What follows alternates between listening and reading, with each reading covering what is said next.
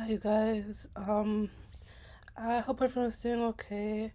I'm just making this real quick video to sort of discuss a topic, another topic, sort of, for this playlist, this overall playlist. And so the topic I want to sort of discuss is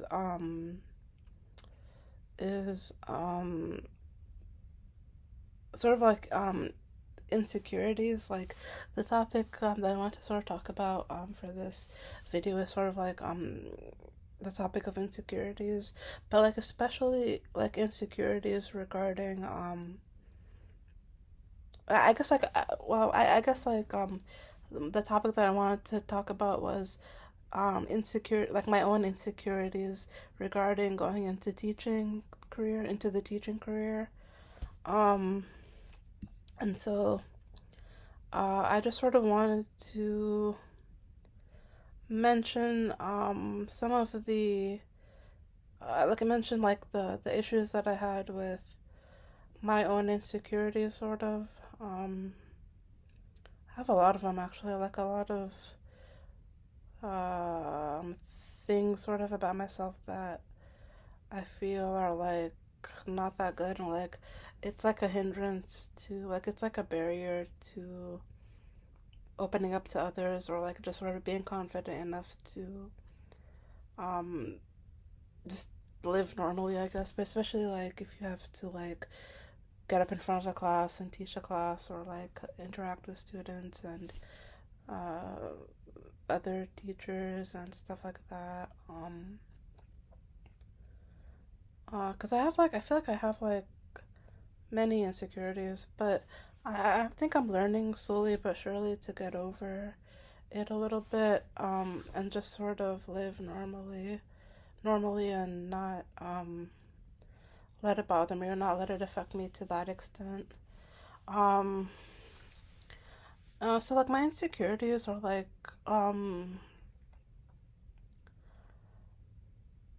sort of like well, they're sort of like regarding I guess you would call it like certain things. I mean, maybe I shouldn't. I don't want to like go like too deep into like all the various points and like stuff, all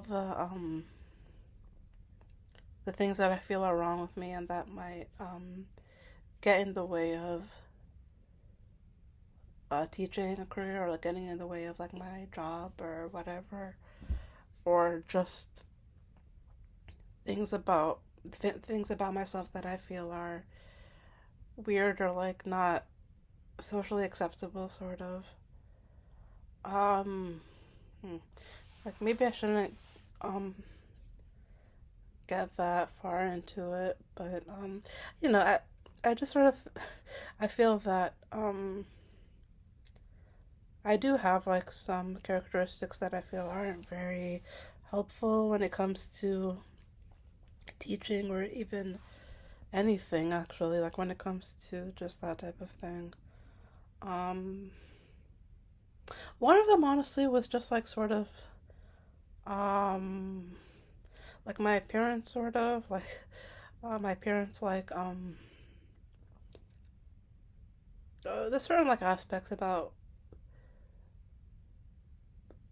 uh, like myself that I don't feel are gonna be helpful in a classroom environment, or like in a professional environment, or I don't know, like because I don't know. I guess everybody's different, though. I shouldn't like everybody. Um, you know, everybody. We're all the same. There shouldn't be any like real like, how would I put it, like there shouldn't be any like real trouble with that, I feel. But also I have some like birthmarks like in my mouth area. I was just sort of born with it, and that's another thing that I feel is kind of might be sort of strange to people. I don't know if people would notice it, But it's just very like in my head. Like I get like paranoid about it a little bit. Like I have like some like mark spots on like my mouth area, and it can get a little bit worrisome for me sometimes when I'm like talking with people. It is birthmarks. I was born with it. Like birthmarks. Birthmarks. Um, but that's okay. That's okay. I mean, so it's not just, but it's not just like my marks and like stuff and scars and stuff that are bothersome for me. It's also I'm just like a very shy around people for some reason. Just another hindrance. Another thing that I feel is could be a hindrance is that I get like really shy around people, and I get kind of distracted by like the fact that I'm uncomfortable around people. Like I'm not that comfortable around people to be honest with you. But what to do? You have to like get out there eventually, I guess. You have to like live your life, I guess. But yeah, it can get a little bit difficult because you feel like you're introverted and stuff, and um it's hard to like open up and like sprout out. Um like it's hard for you. It's not easy. It's really difficult. Yeah, what to do though? You just have to like get over it, I guess. Just gonna have to get over it. Or just try and ignore it, I guess. I guess try to ignore it.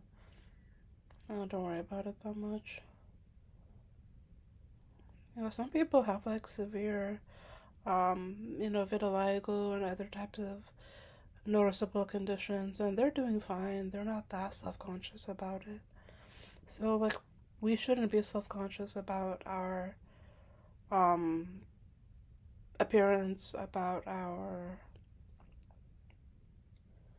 maybe birthmarks or marks or scars or discolorations or weird features, or maybe we were self-conscious about our voice, because I always thought that my speaking voice was really deep for a female. Like I thought it was always like really low and deep. Like it's deeper than a lot of like male voices actually, just like my normal speaking voice, the one that I'm comfortable with. I feel like sometimes in the past I would sort of um try to just speak in like a higher pitch. I try to like just change my voice to make it a little bit higher pitch because I thought that was more acceptable for a female's voice. But my voice is like quite deep for a female. It's not like really really deep, like really low and like really deep, but it's deep. It's like a low pitch voice for a female. Um I feel like most males even are like higher pitched than I am. Their voices are higher pitched than I am, than my voices. My voice is just like lower than some males' voices, than some like men's voices or whatever. It's just a deep female voice. It's like deep. It's like a low voice. It's not like a high pitch like feminine voice or anything. But that's okay. That's another thing I'm just gonna have to get over. I feel like when I'm nervous and self conscious, it also goes up because I'm trying to like compensate, like mentally compensate for the weird deepness, like raspiness, and like the deep low pitched tone of voice. What are you gonna do though? It's just who you are, I guess. But anyways, that's what I wanted to talk about. I just wanted to sort of mention that we all have like things that we feel are really wrong and strange and nasty and disgusting and weird about us, but Yeah, like a birthmark, like things that you can't change unless it's like through a procedure or something. But like, don't feel that don't feel that distressed about stuff that you can't change. Like, don't let it get to you. Don't get like that paranoid about it. Um, it's our differences that make us who we are. It adds a lot of character to our lives. Um, and um,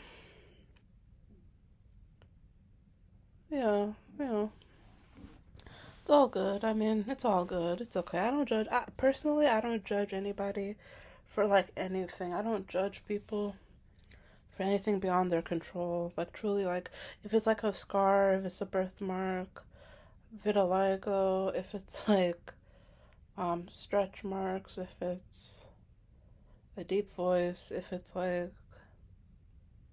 I don't know, maybe like weird like curly hair or something, afro hair, or I don't know, something that maybe we feel insecure about, or like we feel that it's not presentable, or that people wouldn't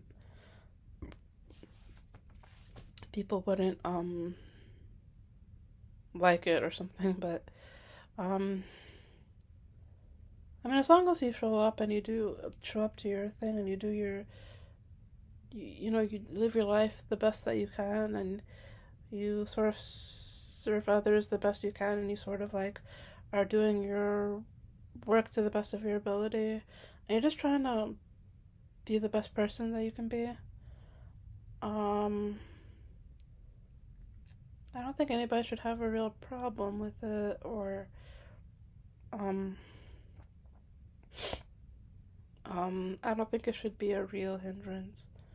Maybe just try to be comfortable, try to relax a little bit, relax about the situation. And always remember, oh, and like there's like a verse from like, I think from the Bible or something, Bible, but it says like, whenever you feel, like insecure, well, I'm like paraphrasing the whole thing, but like, it says like whenever you feel like insecure or scared or sad or uncomfortable or out of place, remember to whom you belong. Like remember who you came from, meaning like God and that spiritual being. That's really comforting. It brings me a lot of comfort. It's like, oh yeah, I remember that. Like that's nice. That's nice. And it doesn't really make the problems go away, but it gives you a new perspective, and it helps you cope through everything. I mean, I always told myself that, you know, you're trying your best, and all the other stuff that like that you sort of like your appearance or whatever. I don't think it should be like that big of an issue. Just as long as you're hygienic and you're well groomed and stuff. I mean, how can you change your appearance like unless it's through something like a surgery or something? You know, everyone's different. Everyone has their own, you know, appearance. Just I mean, it's your work ethic that matters. It's not like how you are. It's like your how you present yourself. How you want to look presentable, obviously, but like you don't want to stress about like features or like marks or stuff about yourself that you aren't comfortable with, but that there's nothing you can do about it, or um, life is hard enough, and don't we shouldn't beat each other up about it, but beat ourselves up about it, but you know, I think we should just be natural, be normal, be happy, and have that self assuredness that it'll be okay. It'll be okay. God is with us. And try to be, like try to be okay with it. I know it's difficult, but it's okay. It's all good. We're always looking out for each other. We got each other's backs, you know. Us like human beings, we have to stick together. We have each other's backs, and we're all the same. God bless. God bless. Bye. Thank you.